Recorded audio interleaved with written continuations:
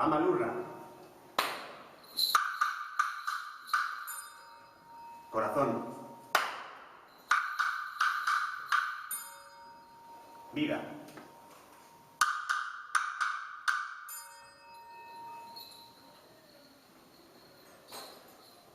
¿Dónde habito?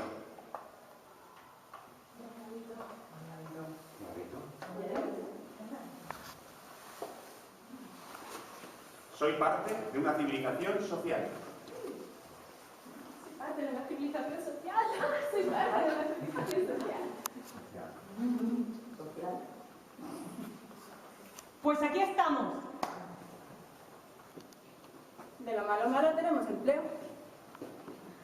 Yo hago meditación con la tele puesta. Pero si es que no sé de qué te quejas. Ay, yo cuando era pequeña veía Disney y soñaba con mi príncipe azul. Oye, o todas a la vez o se rompe la baraja, Y me decían, los niños no lloran. Es lo que hay. Voy de compras, hay que activar la economía. ¿Cuánto bien ha hecho el colonialismo? Se hace falta que alguien le civilizara. Pero si llevas tu producción a India y te está a la mitad de precio. Mi madre me dijo, tú busca un buen hombre y hazle muy feliz. Viendo esto, creo que voy a vomitar. 3 lenguas, 2 másters, ¿y ahora qué? La culpa es de la crisis. Tanta gente y me siento tan sola. Pero si te pillas a la ligrata por 4 perras. ¡Uf! Que se vayan a su país. Que nos quitan el empleo y las ayudas sociales los necesito. Bueno, a mí mi marido me pega, pero eso es lo normal. ¿Y todo esto? ¿Por qué? ¿Qué me pasa? ¿Por qué? ¿Qué?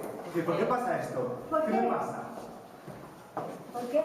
Tus horas extras son mi desempleo. Yo ya tengo la vida hecha, que lo haré en la juventud. No tengo un brocal listo.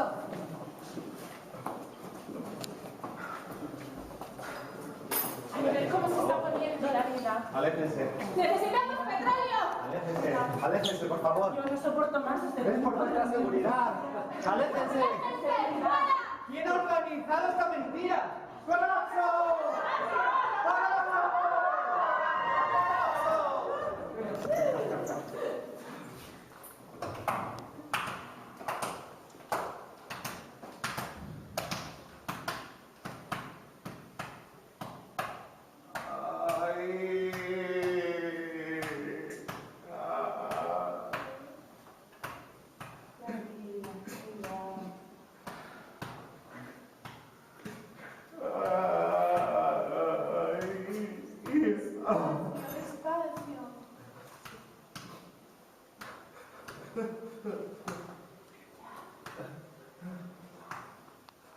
Poco a poco.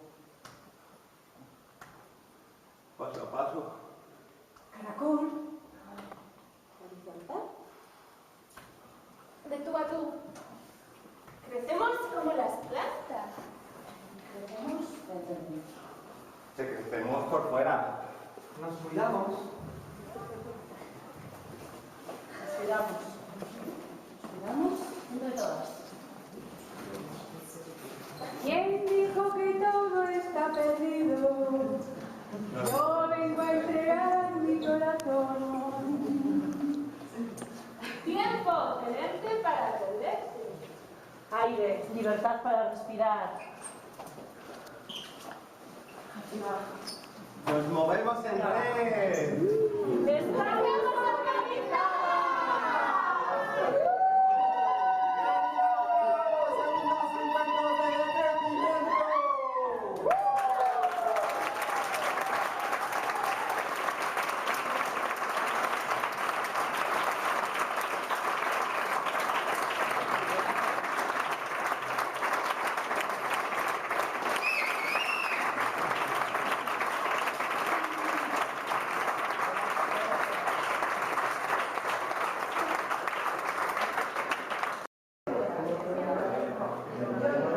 Pues los objetivos del encuentro son un encuentro de grupos de crecimiento a nivel estatal. Entonces, el año pasado el principal objetivo fue intentar crear una red, que no se consiguió. Entonces, lo que se ha intentado hacer este año es retomar el objetivo del año pasado, de crear red, que es lo que haremos mañana. Y bueno, aparte de eso, luego ya, de parte de esa escondida, pues también hubo un objetivo de formación. Fue ha sido un poco el objetivo de esta mañana, de la charla del diálogo entre la ecología y el feminismo, y esos han sido los dos principales objetivos.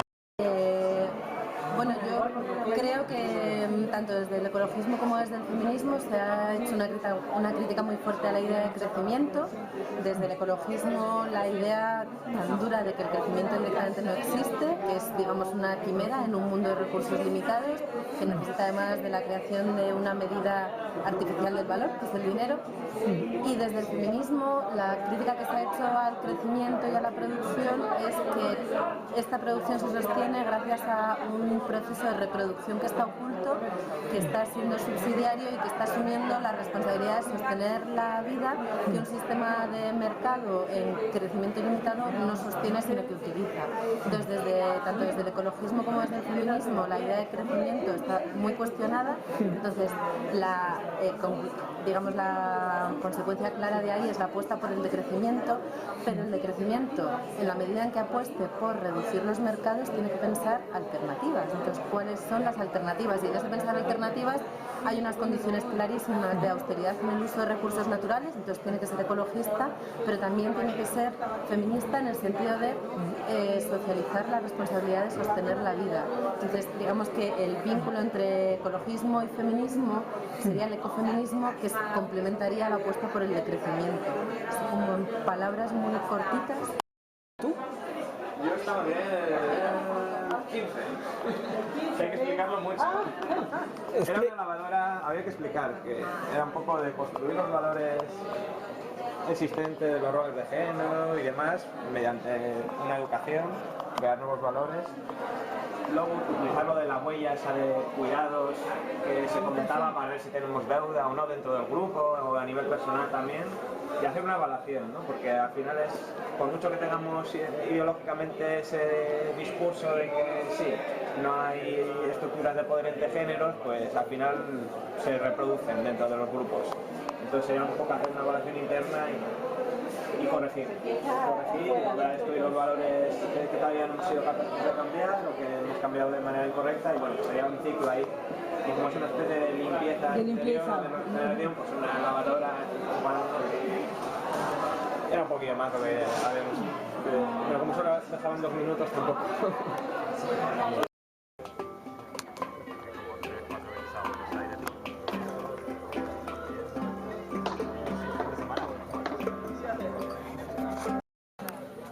Bueno, nosotros no hemos planteado una huelga de consumo así de una manera cerrada ni nada. Lo que hemos traído aquí es una dinámica para abrir la idea, porque en cuanto nosotros nos lo hemos planteado han surgido muchísimas dudas. Entonces lo que hemos querido es traer aquí el tema para, pues un poco para que se vieran esas dudas, que se han visto reflejadas las mismas, Y bueno, para poner sobre la mesa un poco el tema, ¿no? Como de manera personal, nosotros pensamos que una huelga de consumo se podría plantear de una manera muy abierta, en el sentido de que se puede hacer una invitación a muchos colectivos para que cada colectivo se haga suya la idea a su manera, priorizando lo que quiera y planteando de la manera que le guste más. Incluso como dentro de una misma ciudad o un mismo sitio, que pueda haber diferentes colectivos que hagan acciones paralelas o planteamientos paralelos más o menos compatibles con una cierta comunicación, pero no de una manera centralizada. Pero bueno, eso simplemente es una opinión, una respuesta parcial a una de las muchas preguntas que salen. Aquí ha surgido desde propuestas de una huelga de consumo radical determinada en el tiempo, consumiendo cero, entendiendo consumo como aportación al PIB, y a lo mejor de una manera. En el otro lado han salido propuestas que apuntan más a una huelga de consumo indefinida o muy larga en el tiempo, que se centre en hacer consumo responsable y en ir concienciando y hacer campaña. Y luego hay en medio pues muchísimas opciones. Entonces un poco eso, lo que hemos querido es proponer un tema que vemos que más o menos va saliendo y que puede ser interesante. El concepto de democracia se entiende que es incompatible con cualquier institución en la que el poder se distribuye de forma no equitativa. Y ya puede ser poder político, poder económico, poder social, etc. En el hogar, en todos los ámbitos. Y también es compatible con cualquier institución o con cualquier relación de dominación, tanto sea el emperador sobre el trabajador, el hombre sobre la mujer, el norte global sobre el sur global. Y es incompatible también con cualquier sistema de creencias o dogmas, hay más sillas por ahí, cerrados, ¿no? Siempre tiene que haber disidencia para que haya democracia, siempre se tienen que cuestionar las instituciones existentes, y no hay una verdad objetiva, y menos en esto de las ciencias, entre comillas, sociales. Y bueno, partiendo de eso, de esas premisas, de lo que se entiende por democracia, la propuesta de democracia inclusiva surge de manos de un filósofo griego, filósofo y economista político, que se llama Takis Fotopoulos, y es una especie de síntesis de la tradición democrática, socialista, a la que añade, recoge ideas iba a decir toques, no, pero recoge ideas del ecologismo, del decrecimiento, del feminismo y de otros movimientos identitarios, ¿no?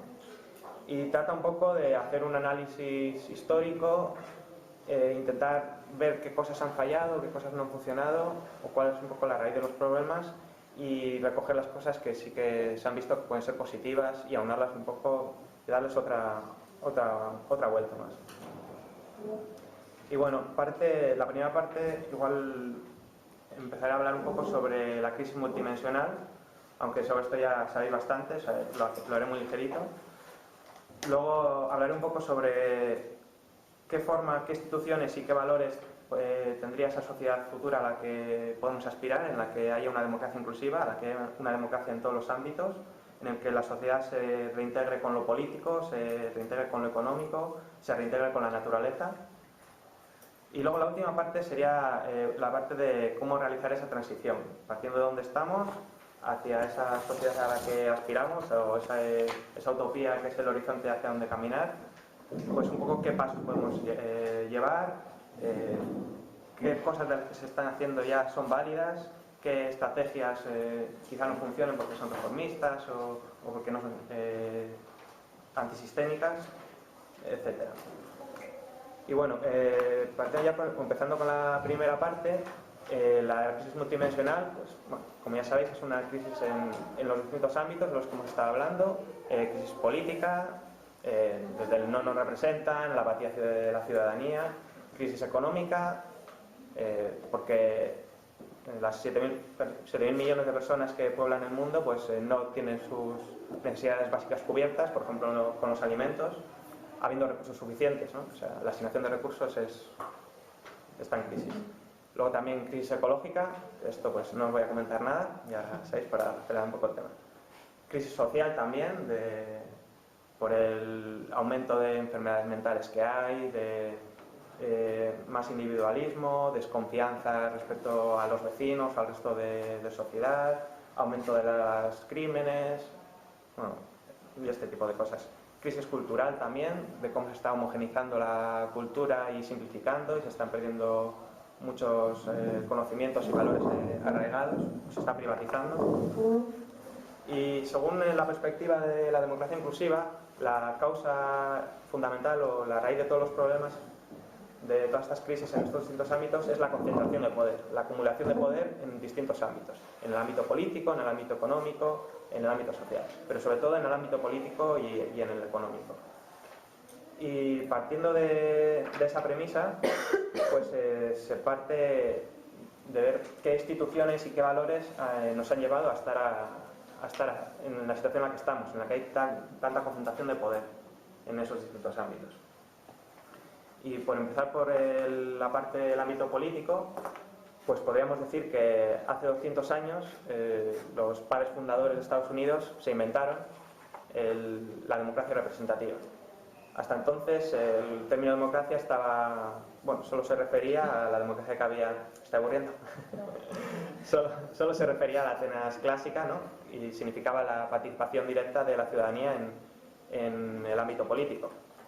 Si bien es cierto que ciudadanía pues solo eran hombres, no eran los esclavos, no eran las mujeres, pero lo que se entendía por ciudadanía sí que participaba de forma activa en la iglesia y no se entendía la ciudadanía si no era en la participación cotidiana en la toma de decisiones, ¿no? Y los padres fundadores de Estados Unidos pues, inventaron esa forma de delegar el poder, de ceder el poder a otra persona y ello conlleva pues, ciertamente la concentración de poder, la apatía de la ciudadanía, que ya pues, se cree que no hay solución por la vía política. Bueno, estoy simplificando mucho, ¿no? Para hacer un poco más rápido. Y bueno, básicamente eso.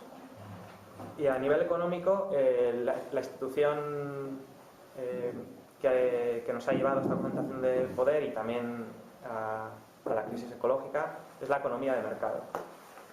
Diferencia aquí entre capitalismo y economía de mercado, siendo capitalismo la propiedad privada de los medios de producción y entendido como economía de mercado lo que sería que la asignación de recursos, es decir, qué se produce, para quién se produce y cómo se produce, lo decide el mercado autorregulado mediante la oferta y la demanda respaldada en el poder adquisitivo y los precios, que son los indicadores de...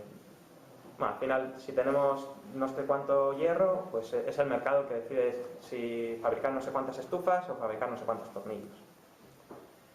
Y el mercado ha existido desde siempre, ¿no?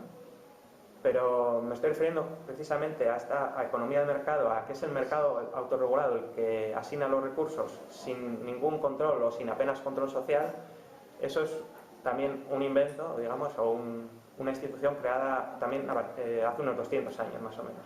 Y no surge espontáneamente, sino surge también desde el Estado-Nación, impulsado con los cercamientos en Reino Unido o Inglaterra, el cercamiento de las tierras comunales, la expulsión de la gente de las tierras en las que trabajaban, las leyes de vagos y maleantes que luego les forzaban ya directamente a entrar en el trabajo asalariado. No, bueno, todas estas cosas más o menos ya las sabéis, es por hacerlo un poco más rápido.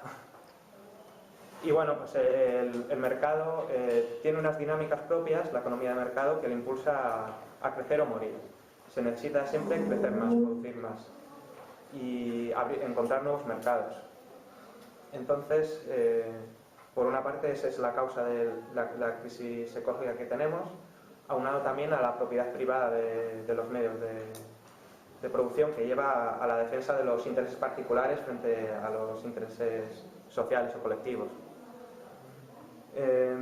También en sus inicios la economía de mercado pues, se vio que tenía muchos perjuicios para la sociedad y para el medio ambiente, y desde ahí siempre hubo luchas desde la clase obrera o el campesinado también para intentar paliar esos o obtener ciertos controles sociales, como podían ser controles laborales, de mejores condiciones laborales, de mejores salarios, de reglamentaciones ambientales, etc.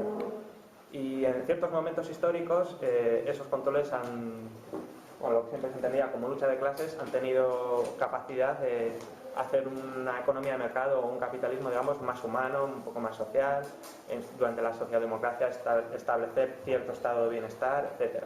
También entendiendo que eso se realizaba en el centro, más o menos Europa, Estados Unidos y Japón, a costa del sur global, ¿no? Y bueno, se puede ver en análisis que los mercados también llevan a esa concentración de poder.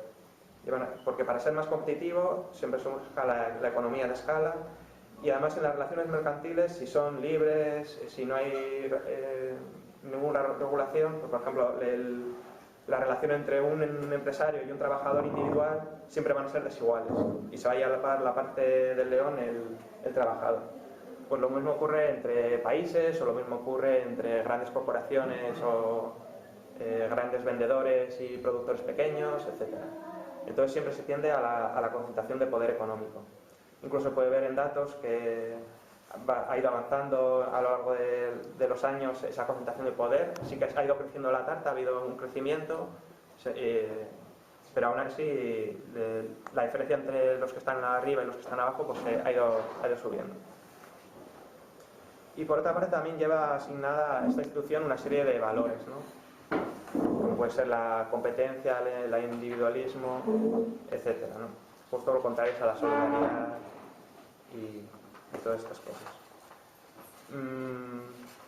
Y también para defender esta ideología pues se ha entendido la idea de progreso, se le ha asignado o se le ha equiparado con el crecimiento material, con el bienestar, etc., ¿no?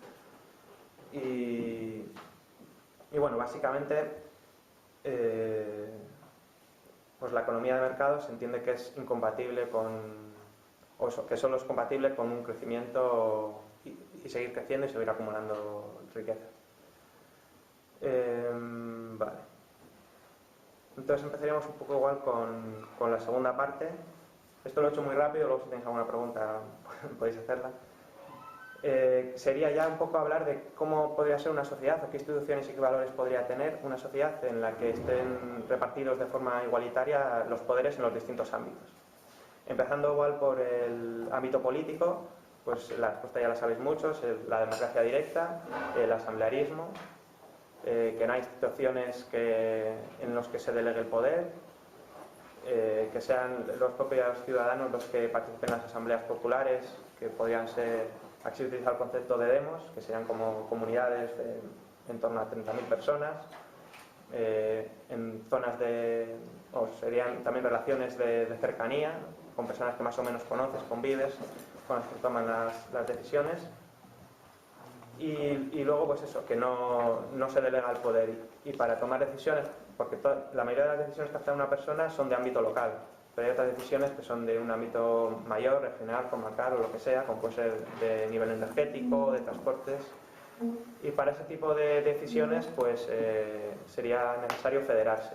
Entonces las asambleas, el típico federalismo anarquista, donde se enviarían portavoces, no delegados, que llevarían la voz de las asambleas a niveles más locales, desde niveles más locales a niveles más grandes en extensión, y no tendrían poder decisorio, ¿no? Simplemente se intercambian, transmiten la información o hacen ciertas tareas de gestión, y esos delegados en principio se entiende que lo más democrático sería que fueran elegidos por sorteo, como se hacía en la Grecia clásica, para huir un poco del mito de la especialización o de los expertos, o de que para decidir sobre ciertas cosas pues hay que tener conocimientos técnicos. Sí, es cierto que hay que tener conocimientos técnicos, pero y una persona especializada en un tema te puede asesorar sobre ese tema, pero es en última instancia la ciudadanía o las asambleas las que tomarían las decisiones, no se dejaría ese poder. O sea, es un poco acabar con el mito de los expertos. Y bueno, por otra parte también hay que intentar proteger a las minorías. También es un debate largo sobre cómo se toman las decisiones, por consenso, por mayoría simple, mayoría. En eso no me voy a meter. porque también serían las propias asambleas o las asambleas populares las que tendrían que decidir, depende de qué casos, depende de qué circunstancias, pero sí que habría que garantizar que no se vulneran los derechos de las minorías. Y para ello también estaría bien que esas demos o esas comunidades tuvieran ciertos rasgos comunes, ¿no? Que hubiera una cultura común que les... No me refiero tanto a que haya rasgos identitarios, puede haber mezclas de distintas identidades dentro de o distintos valores dentro del demos, pero sí que hay que buscar cierta homogeneidad y proteger a las minorías en cualquier caso.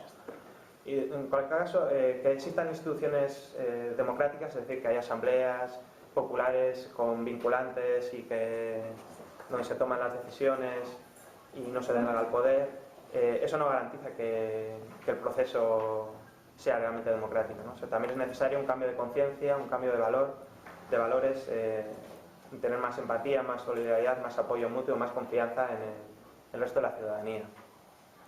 Y la idea de la democracia inclusiva es que pues, es necesario cambiar tanto las instituciones como los valores y ambas cosas a la vez. O sea, es necesario ir creando y prefigurando sociedades nuevas mientras se cambian los valores. Porque de hecho los valores solo se cambian en el proceso mismo. No vale con instaurar desde arriba, pues tienes como lo vamos a ver más adelante, pero tienes una especie de revolución, un cambio desde abajo y gradual.